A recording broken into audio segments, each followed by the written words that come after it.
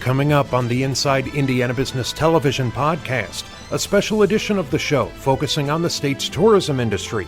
We spotlight Indiana's first national park and talk with the new director of the Indiana Office of Tourism Development. We'll also look at the state's agritourism, culinary, and golf tourism sectors and highlight some of the biggest festivals throughout the state, as well as feature a special insiders panel discussing growth opportunities for Indiana tourism. Welcome to this special tourism edition of the Inside Indiana Business Television podcast. I'm Andy Ober. Indiana Dunes National Lakeshore is now Indiana Dunes National Park. The change follows a years-long effort to turn the popular site into the first national park in Indiana and the 61st in the United States. Indiana Dunes Tourism Executive Director Lorelei Weimer joined Inside Indiana Business host Gary Dick to talk about the designation. It's hard to overstate, I think, the importance of this is big news, this national park designation, to kind of put a bottom line on it right off the top here. How important, how significant is this designation? You know, it puts us into a very elite group. There are 418 national park units throughout the country. There are only 61 of us that have the national park distinction. And so a lot of visitors want to put that on their bucket list. They want to visit every national park in the nation. And so now we are on that exclusive list. Can you talk, I mean, it's early in the game here, but in terms of impact, in terms of economic impact and visitors and those types of things, can you put any numbers on that now, or put kind of put a bow around that on what it might be?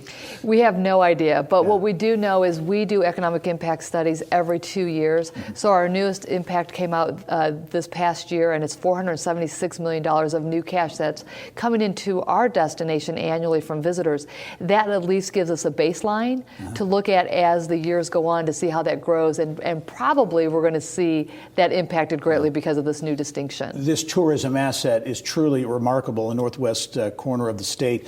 Already the state's biggest tourist attraction, right? And as we were talking off camera, just becoming a national park, you're already in the top 10 of national parks. And I think that's what surprises most people. We have 3.6 million visitors annually. When you look at all the national parks, we're right under Yellowstone, and so we're 7th in the nation just in recreational visits. As you look at some of the features, and there are so many there, but one that caught my eye that surprised me is the biodiversity at the Indiana Dunes, and what a unique place it really is. You know, we're also ranked one of the top places in the U.S. for biodiversity. Paul Labovitz, who's the superintendent of the National Park Service for us, he says, you know, we're crossroads of America, but we're also the crossroads of biodiversity in Northwest Indiana. And that is significant. The birthplace of ecology was born in the Indiana Dunes, which is significant. Yeah. How about in terms of the impact already? Because how much impact spreads out from the dunes already to businesses, vendors, the employees, all that type of thing? It's already significant. So how we look at it from a destination perspective is the dunes is the hook. It's what's bringing the visitors in. But our job at the Tourism Bureau is to get those visitors to shake off the sand south of the dunes, and that's what drives the real spending, is to get them into our communities, to stay at our hotels, go to our restaurants, shop. And then we belong to a 7-county Northern Indiana initiative where we want our fellow Northern Indianans, right, maybe stay in Porter County, but then go visit the Amish country or Notre Dame country. So there's a lot of synergy up there in the north. Let's talk about, too, an issue as we're talking about this national park designation. There's an erosion issue at one of the locations there that I know you're dealing with in a big way right now. Yes, Portage Lakefront Park is one of the newest beaches. It was established 10 years ago. What we're doing is Congressman Visklowski has a vision, which is the Marquette Plan, is to reclaim some of those industrial sites. This was one of the first ones in our area. Very popular beach. Unfortunately, though, it's an erosion issue that is going on. We've already lost one of our hiking paths and handicap viewing platforms. So it's significant. And so we're working with the state to try to secure funding to fix the problem. Yeah, only about 20 seconds, but I need to mention Pete Visklowski, congressman, who 20 years has been after this designation, right? So he deserves a lot of kudos for helping to make this happen. He is the man that made it happen. Yeah, all right. Lorelei Weimer is Executive Director of Indiana Dunes Tourism. A lot going on in Northwest Indiana. Look forward to following that story going forward. Great. Well, thank you for having us again. Still to come, we shine a spotlight on agritourism and culinary tourism destinations throughout the state. But first, Tourism is having a growing impact on Indiana's economy, to the tune of a record $12.7 billion in visitor spending in 2017. New grants and Visit Indiana Week are looking to push that number even higher. Indiana Office of Tourism Development Director Misty Weisensteiner came in studio with more.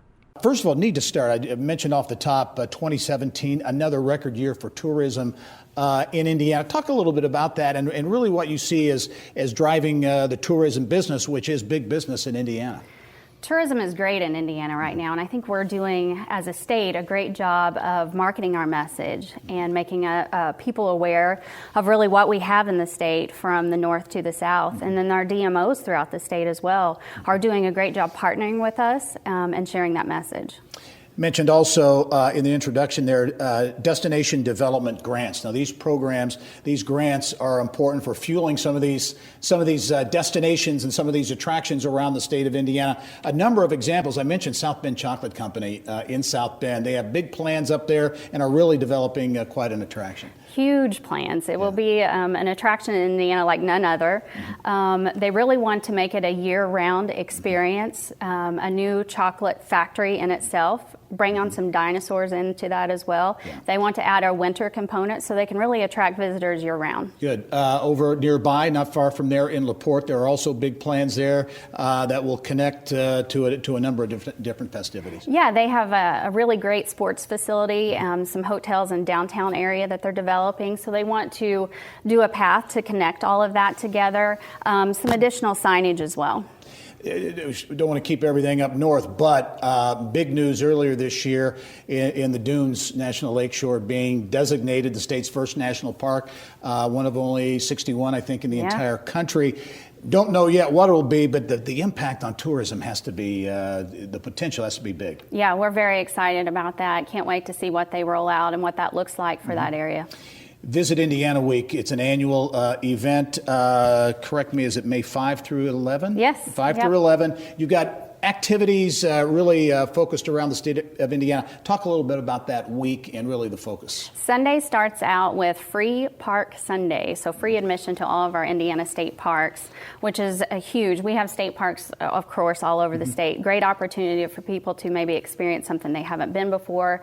We want to get people moving out and about, families experiencing things, our breweries, wineries, different trails that we have. It's jam-packed. So we have a lot of partners throughout the state that are participating. We're going to roll out a marketing message for that soon, so be on the lookout for that. Yeah. Also, as you look to 2019, important year, and that visibility thing is important, you're doing some listening sessions around the state to really get an idea of what's important in different areas. Yeah. Tourism has really never made it around the state to do some regional listening sessions, so we want to get our partners in the room together, economic developers and elected officials as well, to see what we can do to help out those areas, and then from that develop a strategic plan that we can use moving forward. Misty Weisensteiner, the state's tourism chief. Thanks very much. We'll talk to you soon. Later in the podcast, a look at culinary and golf-based tourism in the state. But now, agritourism is one of the fastest growing sectors in the tourism industry. A federal farm census suggests Indiana has more than 300 agritourism assets throughout the state. Brewers of Indiana Guild Executive Director Rob Caputo and Katie Barnett with the Indiana Wine Council join us to talk ag tourism. I think we see craft breweries and wineries popping up all over the state of Indiana. Katie, I'll start with you on the wine side. What's really driving this growth in wineries? Well, I think it's really neat that Indiana consumers, wine consumers, can really experience a craft beverage, right? So every bottle of wine really has an art inside of it, whether that's a red wine, a white wine, a dessert wine, and ice, really even Traminette too, so Indiana state wine grape. So that's I was going to say, Indiana has a state wine grape, right? Certainly, unique. So it's our signature wine grape. So you'll be able to go to the vineyard and see that grape hanging and growing, and then you'll also be able to go into the tasting room and really taste that wine. So you'll kind of see it full circle. It's a really great, delicious white wine, very fruity. Good. Rob, we see Sun King and Three Floyds, the biggies, if you will. but there are a lot of other smaller and mid-sized breweries popping up all over the state. Yeah, there are. And I think, to echo the craft sentiment, I mean, I think that same thing applies to craft beer, but there's also this kind of sense of local where we're seeing a lot of the newer breweries pop up are smaller breweries, neighborhood breweries, small town breweries. And I think that's creating this kind of hyper-local, sense of place for communities, which I think is important as we look at what the history of the brewing was in the country pre-Prohibition. I think we're getting back to that. I think you're seeing folks go to the source. They're dealing with folks that they know in their community who are producing a product that they can enjoy. So I think that's really kind of what's driving things across the board for craft beer. Yeah, certainly festivals are a big part of it, but I know I see and hear from communities all over the state interested in landing a craft brewery or a winery as part of maybe their downtown redevelopment or their resurgence effort in their particular community. Yeah, and we see that as well. We get, I personally get a handful of calls a year that are, hey, we're trying to develop or redevelop our downtown. We're looking for a keystone business. We really would like a craft brewery in there. But I do try to drive them towards the local community and try to get local business people that the community can root for, that are members of the community, that will actually get supported by the community as opposed to someone coming in, putting in a bunch of money and saying, hey, this is great what you've done, but I don't know you, right? Yeah, right, so, right. And, and then some of this comes back to product quality, so that's always going to be the key decider. Whether it's breweries or wineries, the ability to be a magnet for tourism, to actually have people stop and become a destination. Do you see that, Katie, happening? Oh, certainly. And I think, especially the wine industry, there's so much that happens, whether it be production in the vineyard to production, making that wine, and even afterwards. So what happens when that wine leaves your tasting room is that it's enjoying with family and friends at a different destination throughout the Midwest or throughout the world. We've also seen a big pull for events at wineries, whether that's weddings or outdoor concerts, family get-togethers. There's just so much to do with a great wine in front of you. Yeah, wineries, breweries, distilleries as well. Big economic impact in the state of Indiana. Katie Barnett, also Rob Caputo. Thank you both very much. Thank you. Thank you. Remember, you can catch Inside Indiana Business Television on stations throughout the state every weekend. Head to InsideIndianaBusiness.com to check listings. Still to come, we highlight some of Indiana's top golf tourism destinations and look at some of the hundreds of festivals throughout the state. But first, another important part of agritourism in Indiana is the culinary space, which offers upside for both the tourism industry and those looking to create healthy rural economies. Indiana Foodways Alliance Marketing and Media Director Lindsay Skeen joined us with more. I think this Foodways Alliance idea, I remember when it launched a little over a decade ago, thinking at the time this was a pretty cool idea. And I think didn't it start just along I-69 in the beginning? Yes, it actually did. It was the I-69 Cultural Corridor Association, and they had a study done on all of the commonality of the different areas, and what they found was food. Yeah. And then from then, Indiana Foodways Alliance was born. Well, let's talk about the growth. Fast forward to today, and you've gone from one trail to how many? We have 20 different culinary trails spanning from the Hoosier Pie Trail, Tenderloin Lovers Trail, Just Cruisin' Trail. We have a Sodalicious Trail, which features handcrafted sodas throughout the state. Yeah. So our goal is to help those locally owned restaurants throughout the state and promote and market them. We'll talk about the impact because we may not have numbers on what the true economic impact is. This is an opportunity for these restaurants and venues and communities to engage and maybe drive a little business tourism impact for their community. Absolutely. We have found that the change in culinary tourism, it has really evolved. And with that, we have found that people are planning their getaways around these smaller restaurants. They want to have that experience. And the dining experience is driving their decision on where to travel. So the food to table, that buy local initiative, if you will, has really kind of played into that, I assume. It really has, and we have found that we have been able to make an impact on these local communities and areas throughout Indiana through our culinary trails. You mentioned seeing Joseph DeQuee there in Northeast Indiana, which has become a destination. And very quickly, I know you mentioned the Pie Trail several years ago. That was ranked among the top 5 trails, food trails in the country. It really was. USA Today ranked us, and we actually beat out the Bourbon Trail at that point in time. Wow, So that's good stuff. Yes, well, yes. the Indiana Foodways Alliance doing some great things around the state of Indiana. Lindsay Skeen, thanks so much for joining us. We look forward to having you on again in the future. Thank you. All right. Later in the podcast, Indiana's growing festival scene and a tourism-focused insiders panel. But now, the Indiana Department of Tourism Development has relaunched the statewide Pete Dye Golf Trail, involving 7 courses in Indianapolis, West Lafayette, and French Lick. It's part of an effort to get a bigger piece of the $70 billion U.S. golf travel industry. Director of Planning and Development, Sport Tourism, and Outdoor Recreation, Noel Sidlick, came by to talk about the effort. Top 10 for golf. I mean, a lot of people would be surprised at that. We're going to talk about the Dye Trail, which is a lot of great courses, but Indiana in general has a lot of great courses. Absolutely. We have places to play all over the state. You don't have to just be in Indianapolis. Obviously, there's good courses here in central Indiana, but areas around Fort Wayne, obviously down at French Lick, and Evansville, Newburgh. I mean, you could go statewide and find really high quality courses that host national and international tournaments that are really the top of the line and are places you can go play. Yeah, and certainly Indiana home to one of the great golf course architects, Pete Dye. His wife Alice as well was a great designer as well, who recently passed away. But the Pete Dye Golf Trail was initially launched in 2011, relaunched last year. Talk about that asset, those 7 courses, and the potential that you see there. Well, the state tourism office looked at ways that we could find assets in the state that we could improve upon, and this one was already there. It just didn't have a lot of activity behind it. The courses are still doing a great job. They were all doing an excellent job maintaining and promoting themselves, but it just helped to have somebody as a central point to kick that back off again, and that's what we did last year. We were able to dedicate some specific funding to promote golf as a whole, as well as to relaunch the trail, and that was done through a website redevelopment. We took on this year the Indiana Golf Guide and producing that internally, which we hadn't been doing. And so really just putting a focus on how we can take this asset that we have. People are very intrigued by Pete Dye courses. Some people love them, some people hate them. And the challenges that they bring and ways that we could get that out there to let people know that they could just come to Indiana. It's that much closer. Yeah, great courses from the Brickyard. You know, Purdue has of course so many around the state.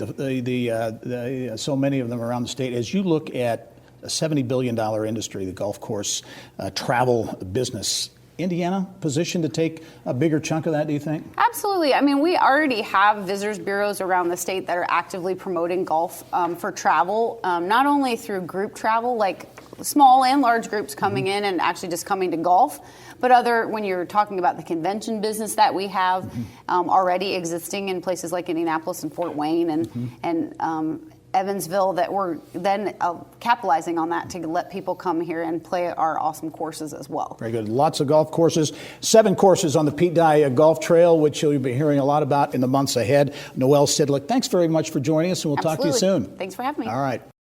Still to come, tourism leaders make up a special panel of insiders. But first, the Indiana State Festival Association produces the Indiana Festival Guide, a listing of more than 600 festivals throughout the state. Among the largest, the Park County Covered Bridge Festival and Feast of the Hunter's Moon in Lafayette. Coordinator Doug Weisheit has more on some of the state's biggest events. Everyone has attended and been to festivals around Indiana, but not many people maybe would realize how many festivals there are around the state. Right. We have members in all 92 counties. We have over 640 fairs, festivals, and events that take place in Indiana in all 12 months of the year.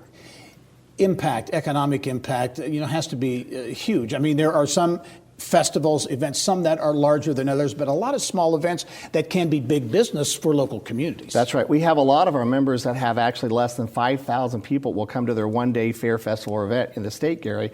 But the reality is that some of those are getting upwards of $150 to $190 for every person that comes and spends. That's without lodging. I'm just talking about things on the festival grounds itself. Yeah.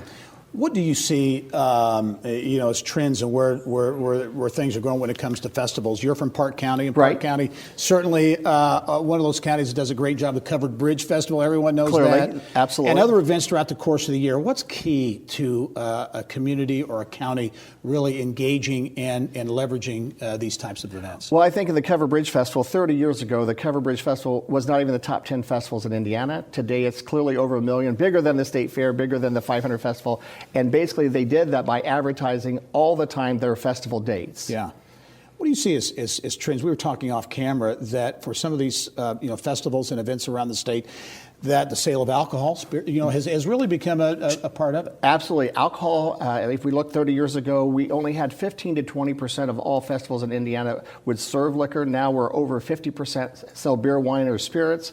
And the gaming, 30 years ago, we didn't have chances for raffles and things like that, let alone the Hoosier Lottery coming with their big wagons and selling tickets at many, many festival grounds. Yeah, as you look at the opportunity that local communities have, rural economic development, a big issue certainly around the state of Indiana. Can festivals play into that? I mean, as a way to drive that? Absolutely, because basically a fair or festival, when they have their event, Gary, most of the food and beverage and most of the drink sales outside the liquor is sold by not-for-profits locally, and the profits they generate from that weekend event is what many of them operate on for months out of the year. I mean, they generate a lot of their budget from that 1 day or 2 day or 3 day event. What are the challenges maybe for communities to if they've had events for a long time, keeping them going, keeping them relevant and interesting, that kind of thing? I think part of the challenge is to keep folks, in some of festivals, we have board members from their 20s to their 80s. The Blueberry Festival at Marshall County, I mean, think about that. They got 6 decades of people sitting around a board table, not people typically, when I go out to speak, Gary, they're in their 40s and 50s. We might get some 30s really as a 20-year board member. Yeah. So it's getting those young that young blood in there. And the old. Yeah, and the old. Yeah. And the old. Yeah. As you look to the year ahead, already and obviously into 2019, but how does the festival season, how is it stacking up here in Indiana? It's been a good year. Again, we've had unique weather this spring, and that's helped things like the Eagle Viewing Weekend at Turkey Run State Park had their biggest ever January event. Again, it was a mild January week and no rain, and they hit a home run. Yeah, we'll tell you, the spring is on the way too, right? It is. All right. Doug Weisheit is the coordinator of the Indiana State Festivals Association. Doug, you do a great job with the association, and we'll look forward to attending a few festivals around the state this year. Amen. All right. And finally, a special edition of The Insiders with tourism experts talking about the industry's cultural and economic impact and big changes ahead. This week's panel includes Visit Indy Vice President Matt Carter, Hamilton County Tourism President and CEO Brenda Myers, and Indiana Tourism Association Executive Director Carrie Lambert. I think to kind of maybe tee things up with each of you, I'm interested in, Brenda, we'll start with you, on your take on the state of tourism in Indiana in 2019. I think it's never been better. I think we are in an exciting period in tourism in which place and workforce and marketing and communications and tourism are all merging. Mm-hmm. Yeah, I would agree. I think that where we are today is we're seeing unprecedented cooperation between regions and the opportunity to understand that the tourism product is a collective, it's a tapestry, it's a knit quilt of the state of Indiana of opportunities that are uniquely owned in each of the districts, but collectively one product. A lot of creative things going on around the state. Carrie, what are you seeing from a more global, kind of a statewide standpoint? Yeah, I think I would echo everything that they said. We have so many great opportunities in different parts of the state, and we're starting to see how we can marry those together and partner together to create a better product for our end visitor and even the end residents in Indiana to come and experience a broader scope of that. Do you sense that communities, regions are beginning to play better together, I guess, if you will? I know in the economic development world, over time, that's been a challenge, getting that regional concept. Some areas do it better than others. Do you sense it's getting better? I do. I think that we're recognizing that at the end of the day, a visitor doesn't stop at that county line and turn around, right? They want to just have a whole experience, and it doesn't matter to them if they are in Hamilton, Marion, Vanderburgh, or in South Bend and Mishawaka. And so how can we really look at who's next door to us and say, this makes sense? I have this piece of the puzzle, you have that piece. We can extend their stay and marry these two together. Yeah, the White River Vision Plan is probably the best example of that, don't you think, Carrie? Right, it is a good point. Yeah, I think that what we're finding is the ability to work together strengthens the state. But I think that if you go back and you understand that there are unique characteristics of the communities in the state. There are the large cities, there are certainly the suburban communities, there are the urban identities within those cities, and then there are the rural experiences. Those are all very valid and important parts of our community. And I think we're better understanding how that works together. And the White River Plan, the regional plan, has been this opportunity where you take something that is the state's resource and is owned collectively by how it flows through each community, and the ability to use something that everyone wants to steward and then bring that together is really affording us a chance to work together in unprecedented ways. What I think is interesting too, in terms of when you talk about tourism, it is an industry that really does connect with economic development, with workforce development, talent attraction, those types of things. Is that an increasing focus in the tourism world? Well, in fact, we have a contract with our Economic Development Department to try to do workforce attraction because we are really good attractors. I mean, like you said, we know how to aggregate things and pull them together, and we know how to get out there and talk to people. But it's really more about place. I mean, people want to go live in like 70% of all people who tend to move have moved because they've been there. And so really it's about placemaking and making great places to live, visit, work, all of those things. Yeah. Yeah, I think from a workforce standpoint, there's a part that's misunderstood about tourism in terms of when you bring that economic transaction, we're an export business, that you have to come to us in order to consume it. So we are naturally bringing people into the community, and you can't export those jobs. And so the other part of the opportunity is when we talk about the need to attract talent, we also have part of our population that also needs to understand and begin to have the opportunities to move up the economic ladder themselves. And so we talk often about the ABC, a job, better job, career, that tourism affords in terms of if you've got the attitude, our players, our resources, our suppliers, our companies will work with you to create the skill sets and move you as fast as you possibly can. Oftentimes that gets framed in a different light, but what it is, it's an on-ramp for another part of our community that sometimes gets left behind in these economic highs. And Brenda, you had a statistic. What was it, 70%? 70%. And in fact, we just did a research study in 3 target areas for this project, and 50% have been to Hamilton County and Indianapolis. Yeah. And it was an extraordinary number. And that 70% of People who visit, who decide to move someplace, decide to move there because they have visited they've been there. And Matt, as we were talking, the National FFA being in Indianapolis and that massive convention, and all the young talent that comes in and is exposed to Indianapolis and central Indiana on a regular basis, that connects. Absolutely. And I think tourism is in economic development in the traditional senses are learning how to leverage that for a better outcome. For example, if you take a look at the fact that the leader of every agricultural company in the United States is coming to Indianapolis every year in doses of 70,000 people at a time, for us to only look at that as a monetary transaction of the convention stay and not connect that to Beckseed and the advancement and the innovation of our companies would be a miss on our part. And I think what we're finding is an unprecedented opportunity to leverage that better.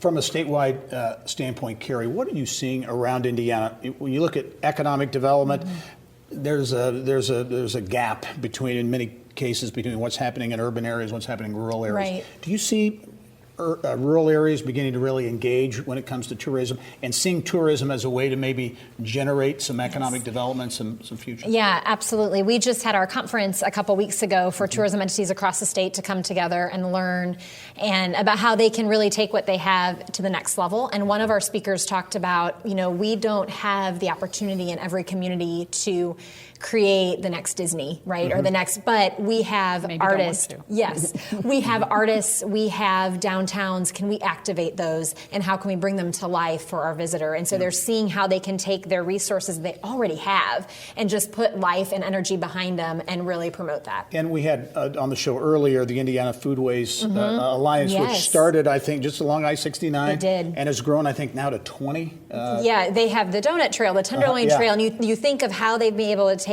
all of these existing rural experiences that are authentic, that really our visitor now, we know, wants some of these authentic experiences. They don't always want that curated. They want it to be able to come and experience it naturally. As you look at tourism in Indiana, and there's been some who have been critical of the state not funding tourism to the level that folks in your business maybe would like to see. Right. There's also a bill at the Indiana State House now that would change the structure of tourism, creating something similar to the Indiana Economic Development Corporation, kind of a public-private partnership to run tourism. I'm interested in your thoughts on that. I think Matt can speak more to this, but I just want to say this is the model that I exist under, and probably 50% of our destination managers exist under. It's that public-private relationship. Yeah, and I think if you take a look at the evolution of economic development in these broad areas, is that if you really understand, if somebody is willing to move from their home residence, they're looking for that intersection of where I need to work. In other words, the place where I'm going to fulfill my greatest potential in work and where I want to live. And I think quality place is that intersection of both. And so to have a conversation about traditional economic development that only speaks to the need and not the place, and tourism that focuses on the place but not necessarily the long-term need, I think it's critically important that as we understand better how you align those is how we're going to advance the state. And that's really what the intent of the Lieutenant Governor's task force was, to say, if we were to do this better, without regard to how it's been done, but if we were to hit a reset button, how would that potentially be much more successful than it has historically been? And I would like to add to that, Matt, I think what was really very thoughtful and insightful was that task force didn't just say this is what other states are doing. It said, no, it doesn't matter what other states are doing, what's going to be the best for Indiana to take us to the next level. And so they created what I think is going to be a real huge win for us. Yeah, how chances for this bill at the State House seem to be moving along? I'm bullish on it. I think, and it's not without precedent. I mean, we're following a model in terms of a quasi-public-private that economic development under the Daniels administration brought as an innovation in traditional economic development. And we are following the strength of that model, but also parallel lining with them to leverage for greater growth. Looking ahead, what's that next big thing? What's the trend as you look at what's going to be next for tourism? What's going to be important for tourism development in Indiana throughout the state? Well, Carrie mentioned authenticity, and I think the state has always held true to that authentic root, and I think that that's going to be a real leverage point for us in the future. I recently read a study that showed that rural communities that have developed their tourism product, and especially in outdoor recreation, they are not losing people to the urban areas. They are staying, and they are becoming much more resilient because it's not only a great place to live, but there's work for them. So I think you're going to see more and more and more this intersection between economic development, placemaking, and workforce attraction, all of these things working together, and it's a very exciting time for tourism. Yeah, I agree. I think that if you look traditionally and what a lot of people think of tourism, they think of their destination vacation that is going to Disney World or something else. And it's this either natural beauty or manufactured beauty. And I think that the unique opportunity that we have is to celebrate the authenticity of our communities, of our state, of our regions, and to lift that up. And you need to understand at the outset that tourism, as I mentioned earlier, is an export that has to be consumed locally. And so we do tourism for residential quality of place, not for visitors. But because tourism is an export, it requires a customer called a visitor to come here and consume. But it creates a better environment, a better place for those who call us home. Great perspectives on the very important industry for the state of Indiana, tourism. Thanks for being here, Matt Carter, also Brenda Myers and Carrie Lambert. That wraps up this special edition of the Inside Indiana Business Television podcast. Remember, you can find all of this week's TV segments, as well as the top business news from throughout the state, at InsideIndianaBusiness.com. While you're there, you can also subscribe to our platform of free e-newsletters. This is Andy Ober for Inside Indiana Business.